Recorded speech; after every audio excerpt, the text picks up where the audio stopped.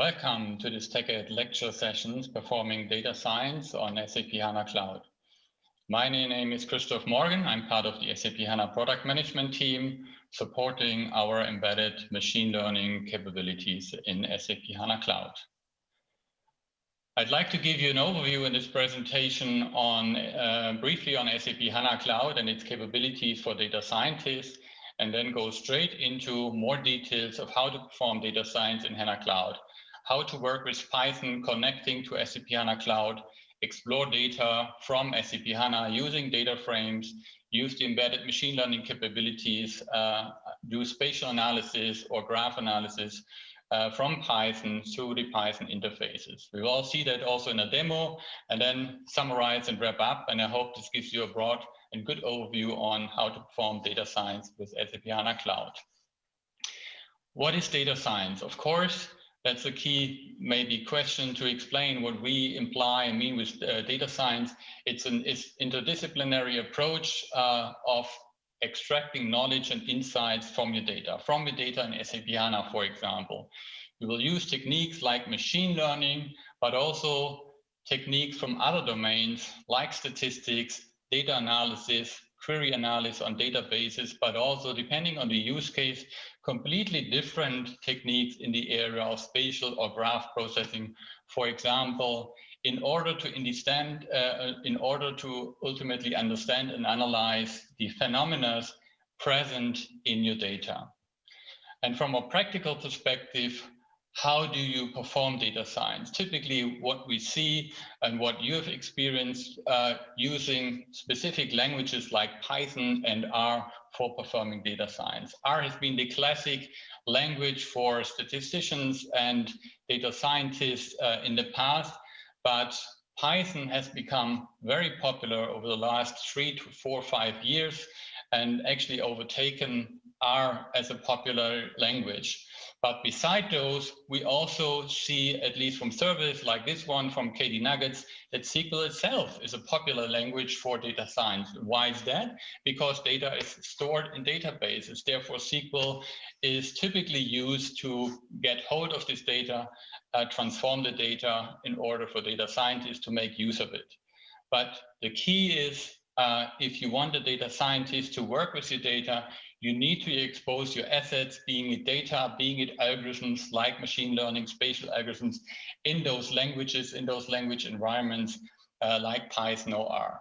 Jupyter notebooks are the popular interface for data scientists because beside the scripting, Jupyter notebooks also offer the opportunity for fast, nice visualizations, and also documentation of the analysis is done on the data.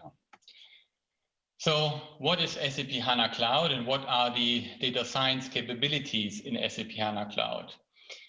SAP HANA Cloud is basically taking the key assets of SAP HANA, the in-memory, fast, real-time, hybrid, transactional, and analytical database into the cloud, leveraging cloud-native capabilities like better scalability and elasticity as a native Kubernetes-based architecture, providing better TCO.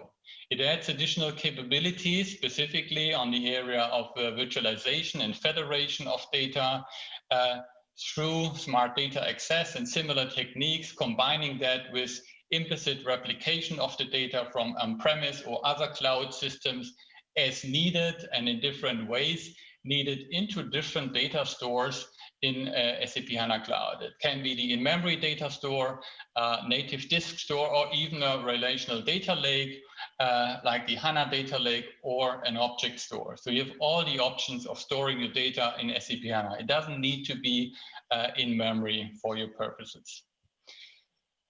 In the area of data science capabilities in SAP HANA Cloud, we see similar capabilities as you may know from HANA on-premise, which are our embedded machine learning capabilities, spatial and graph capabilities, which we'll look into more detail, but also the search and document store capabilities are there to perform data science from Python if we want, as we will explore this native Python interface for data scientists, but also as you build native applications or classic SAP application where you then can bring all these assets and methods together into a multi-model application on SAP HANA.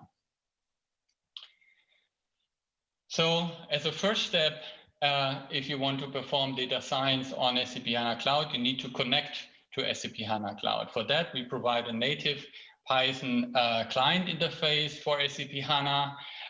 It's been released for a while. It's available through different channels. The most popular one for data scientists would be a public repository like PyPy, where you can get hold of the native database client HTTP CLI through a simple pip install. The same is true for the native Python machine learning client for SAP HANA called HANA ML, which is also available through different channels, but also simply available through the PyPy repository. And this is what we will be using throughout the demo and also the further slides I'm going through. So this Python or R machine learning clients for SAP HANA are the key interface for data scientists.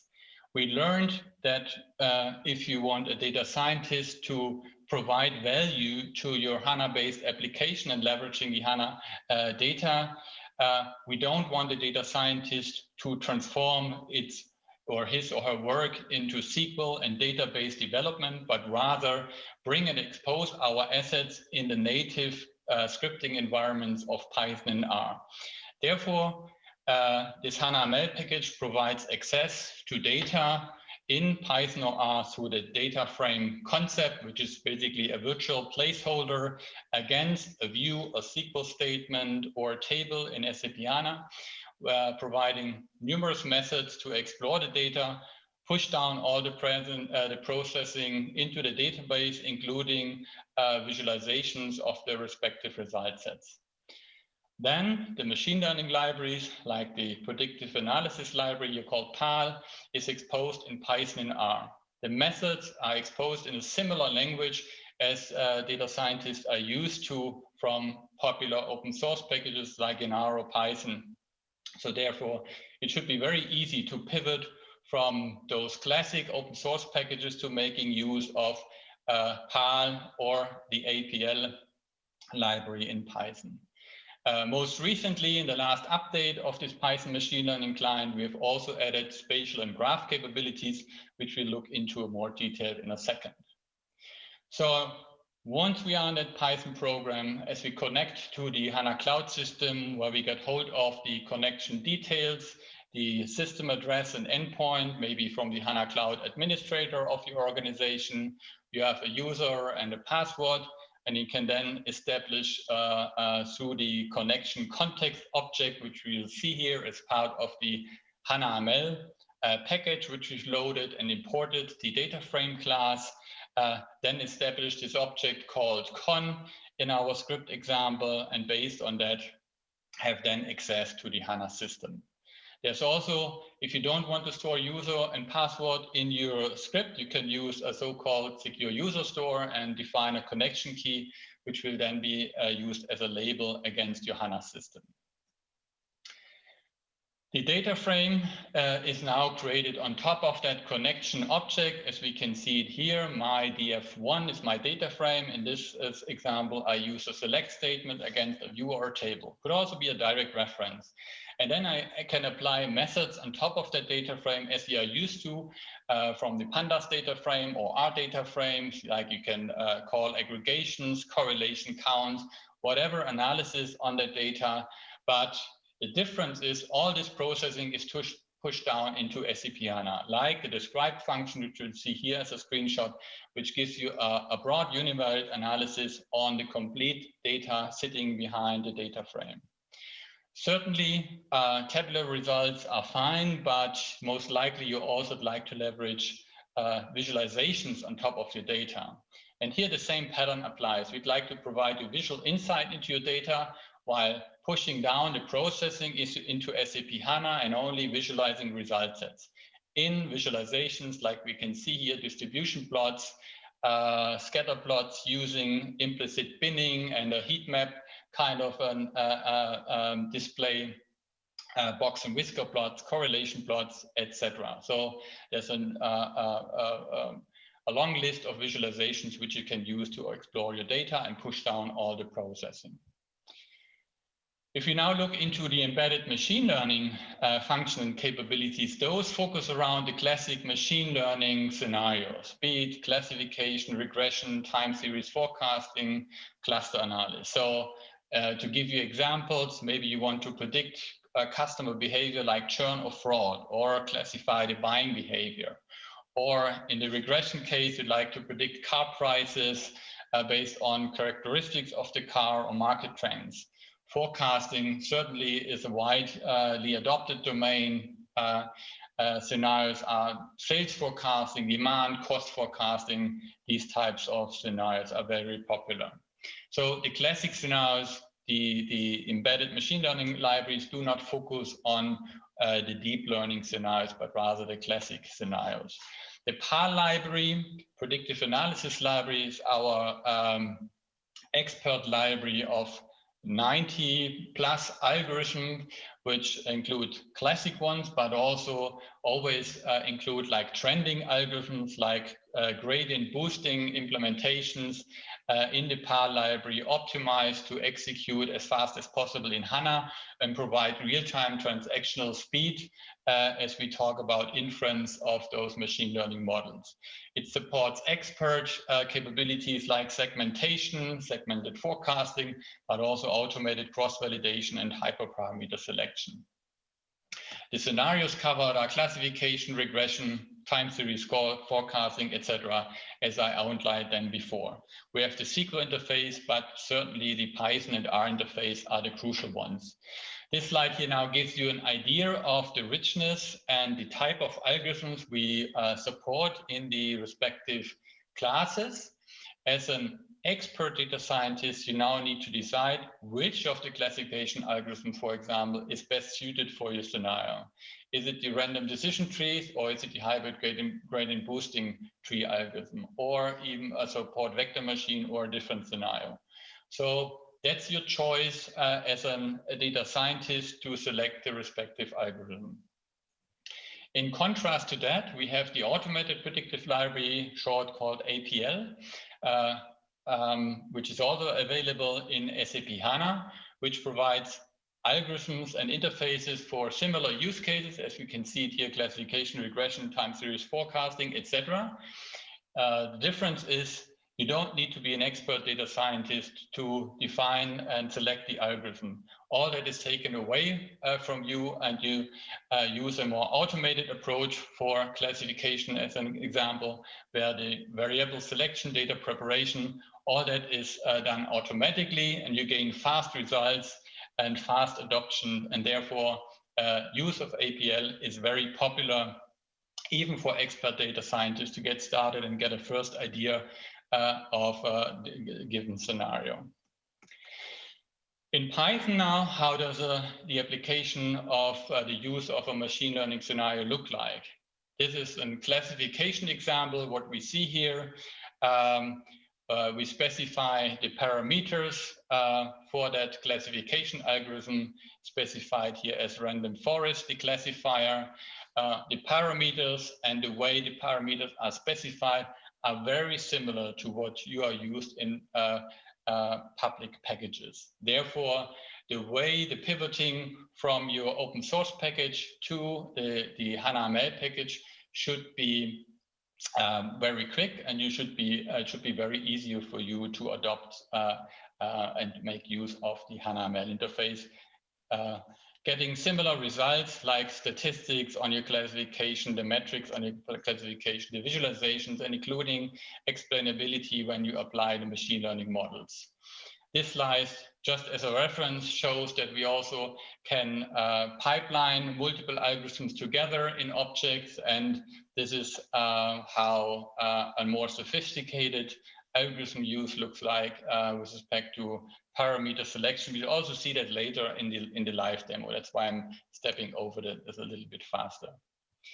Regarding our spatial capabilities, SAP HANA Cloud provides similar capabilities to SAP HANA on-premise. So we have all the spatial data types, the spatial functions. Everything is executed in memory in the database. And that's a big difference to classic spatial applications where the data has been moved from the database to the applications layer. Here it's all in one layer. SAP HANA Cloud is certified database for S3 as well as OGC as a spatial database. The enhancements in the Python machine learning client now span over accessing data, spatial data on from SAP HANA, exposing it to spatial equivalents in Python like GeoPandas data frames, and the other way around, taking spatial data from Python, being able to use a HANA data frame to move that into SAP HANA, and also do the import and export of data as well as the visualizations. In more detail, we can create an SAP HANA data frame, spatial data frame by importing shape files, zip shape files, CSV files containing points or polyline data, or take a GeoPandas data frame, import that, or even using an OpenStreetMap query from a shape to get points of interest into our SAP HANA environment. Then once the data is there, we can leverage the power of a Python environment to visualize our spatial data in SAP HANA. On the graph side, so graph data and graph networks are very typical in social analytics, communications, fraud, etc., where we have multiple data points connected with each other, and we want to do like link prediction or path analysis in a navigation scenario, for example, or detect communities and things like that in that graph data. So a very specific domain. In SAP HANA, we have this graph engine, and similar to the spatial scenario, we can create so-called SAP HANA graph workspaces from Python in SAP HANA, as well as take SAP HANA graph workspaces and expose them in Python, and then trigger basic queries or analysis queries like shortest path from Python down into the SAP HANA database and get the results. Certainly, we can then also use the strengths of Python frameworks like Network XGraph to visualize graph objects, data models stored in SAP HANA and visualize them in Python. Again, here, as a more technical description and overview, we can download OpenStreetMap network data using the OSMX package, load it through the HANA data frame into the HANA environment, create graph workspaces using the data frames, bringing edges and vertices table together, creating that graph object, and then analyzing those using, for example, the shorted path algorithm, and finally visualizing that graph network using popular packages like, for example, Kepler-GL. And with that, and no further ado, let's have a live look at how this looks like. Let's look at the demo. In the beginning of the demo, I'd like to explain to you the demo scenario. So what we want to do is predict house prices for houses in the city area of Melbourne. The scenario is based on a blog of a colleague, Matthias here, who approached the scenario from a spatial and machine learning perspective, adding spatial features to improve the house price model. We have taken that scenario and enhanced it using the Python machine learning client for SAP HANA to explore and access data using HANA data frames, the predictive analysis library functions to build predictive models, in our case, the regression models, and also enhancements for handling spatial and graph data for import experts, and also exposing respective data from HANA to the Python environment and visualizations in the Python environment. Finally, we want to then calculate a new regression model with additional spatial features, which hopefully will be much better than the original model. We start off with importing and enabling the HANA Map package. Please make sure to use the latest version from October 16th, which includes the recent spatial and graph enhancements. We then create the HANA Cloud connections using the data frame connection context object, call it HCC. And with that, we will bound every data access and use of algorithm with that connection we are establishing here. As I'm not specifying the password here in the statement, I'm actually prompted. It's also a new feature of the latest enhancement here. As a next step, we want to work with the data frame.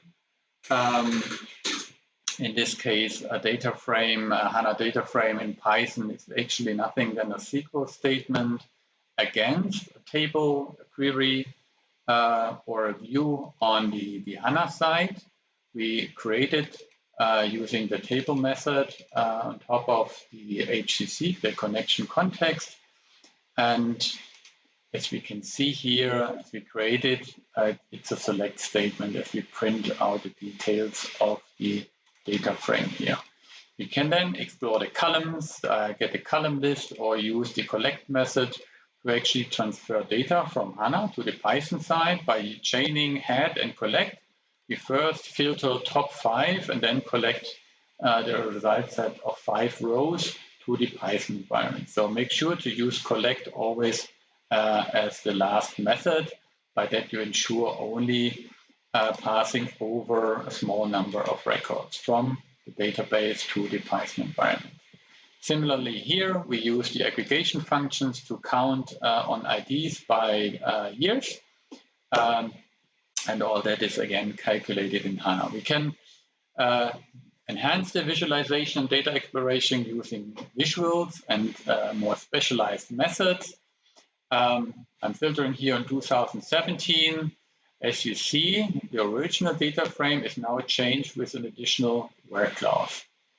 The describe method is pretty mighty and extremely popular as it gives me the univariate statistics on the columns, meaning mean, median, maximum, standard deviation counts, null values, etc., unique values. So that's pretty important to get a first overview. For visual exploration of the HANA data, there are some visualizations pushing down all the processing again to HANA.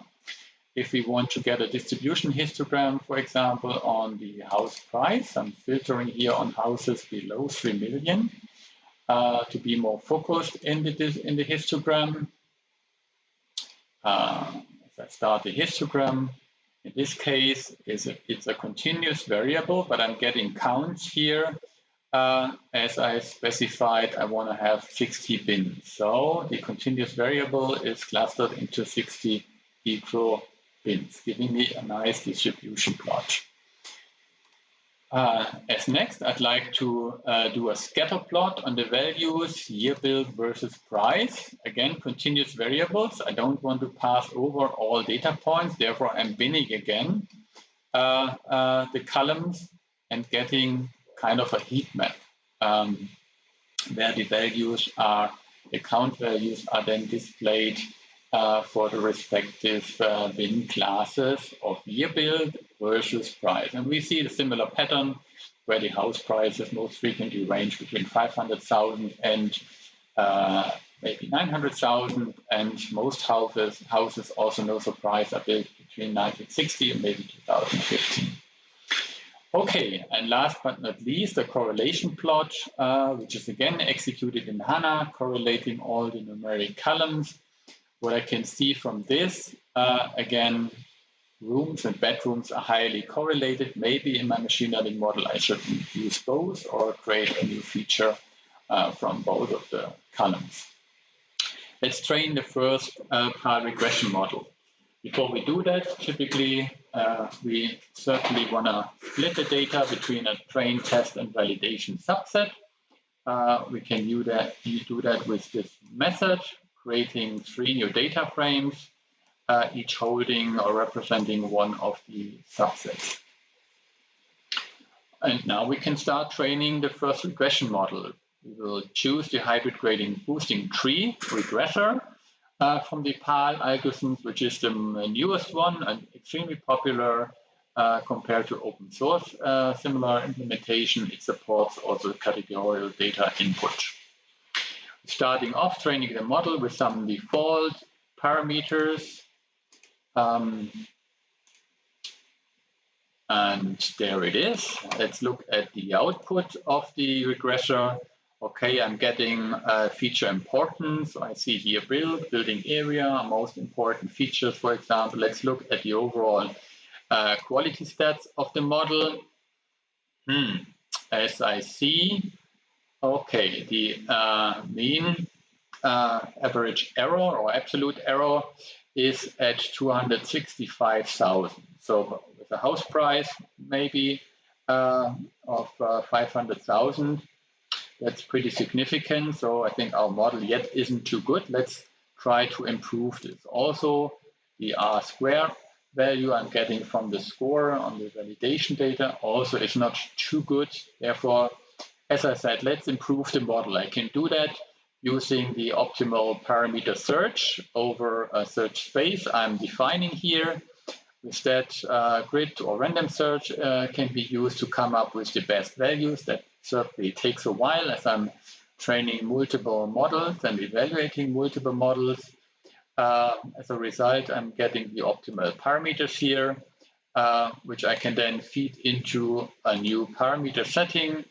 Again, train the model, and hopefully I'm getting a better model out of that. Yes, I'm getting a better model, slightly improved by, let's say, 20,000.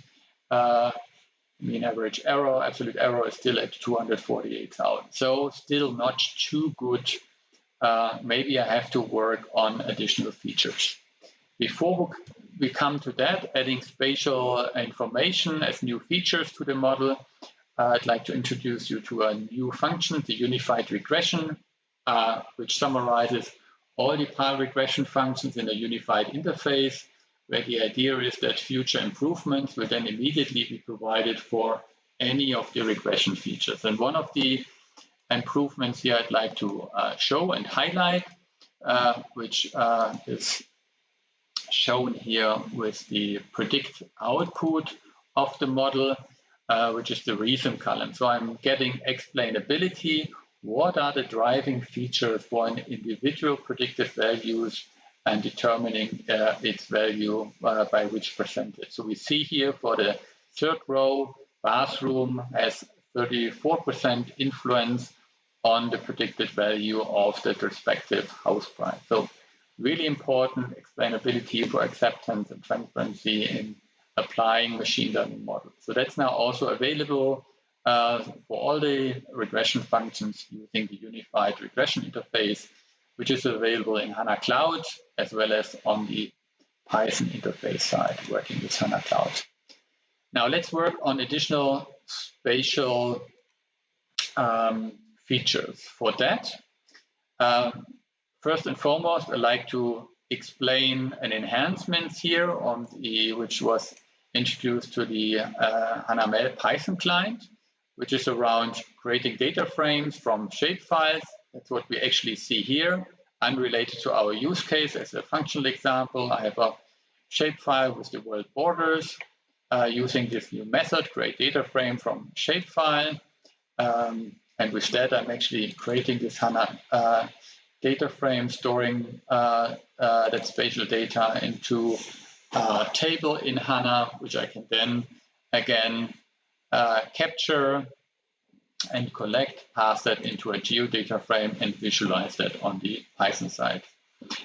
So that's a new enhancement. Similar capabilities are available for also graph data. And there's more methods. This is just one of the examples. The others we have discussed on the slides before. So what we want to do next? We'd like to collect point of interest data. And for that, we have a bounding box area stored along with our data in HANA, crossing all the locations of our houses. And we are putting this into a HANA data frame of which is geo-aware, and then passing that HANA data frame and create a GeoPandas data frame, which we'll then use for a query. But first and foremost, I'd like to show that to you and visualize that using a Kepler plot. As you can see here, this is the area where all our houses in the Melbourne city area will be located. We captured that spatial artifact and data from HANA and visualizing that in Python. So with an OpenStreetMap network query, API query, we can now, based on the data frame we just created, feed that in as a filter to the OSMNX query into the API and get back all the points of interest. I've executed that before because it takes roughly 2 minutes, but the object is still there. And what I'm doing now is saving that object here into, again, a HANA data frame. HANA data frame number 3 took me roughly 5 seconds. And now I can query that again and see that I have stored the point of interest data in HANA. With that, now in the HANA environment, I can start creating new features. One of the first new features, spatial features I'd like to create, I want to cluster all my house locations into areas, purely spatial areas using spatial clustering functions like k-means is one example. I can, as I've implemented this as a view, I can collect those spatial clusters again and visualize them in Python, here now using a different visualization technique, in this case a folio map. I could do the same with the points of interest, also using a folio map, displaying those and maybe displaying the density of those. But in awareness of time, I'd like to move on to the next scenario. We have 2 special areas of interest which we want to use for spatial feature calculation. This is the business district in the center of Melbourne, as well as the Bay Area coastline, as we want to calculate distances ones to the business district and the coastline, which could be very important for the spatial features. And the new spatial features are now again represented in a view. As we said, we will have a feature distance to the central business district, feature distance to the Bay coastline. We have the region. We have the distance to the next entertainment point of interest being calculated. And we have calculated the counts of a certain point of interest type in the proximity of 1,000 meters here in our area, in our view. And all those are then come together in this predict view, which we will then use and feed in to the model training. So now let's train a model using this enhanced features. We can see the list of columns is much longer. We can, again, do a describe on the data set, which is much longer, as we have 32 features now. Can again look at the data, same amount of rows we have. Again, we will filter on 2017.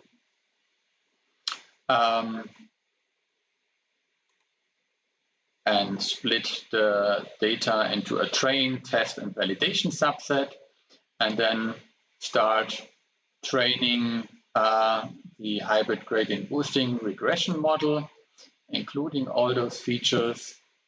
took a little bit longer as we have more features. And now, if we look at the results, the feature importance, for example, we see that as part of the high-ranking features, we also have the distance to the central business district, distance to the Bay Line, etc. So some of the spatial features contributed to the quality of the model. And if we now collect the statistics, we actually see the key statistic we are looking at. The mean absolute error of the predictive house price has come down by almost 100,000 from where we started initially, 265,000 to 170,000. That could surely be further improved if we spend more time training the model. And just as a final proof, we also see that the score value for the model quality has significantly improved. And with that, let's go back to the slides. Okay, I think the demo gave you a good live insight on how performing data science on SAP HANA Cloud looks like. We've basically overviewed the capabilities for data scientists in SAP HANA. We have seen how the spatial processing works, how the machine learning processing works. At least on the slides, we have seen how a graph analysis looks like and works, and how it is exposed into the Python environment.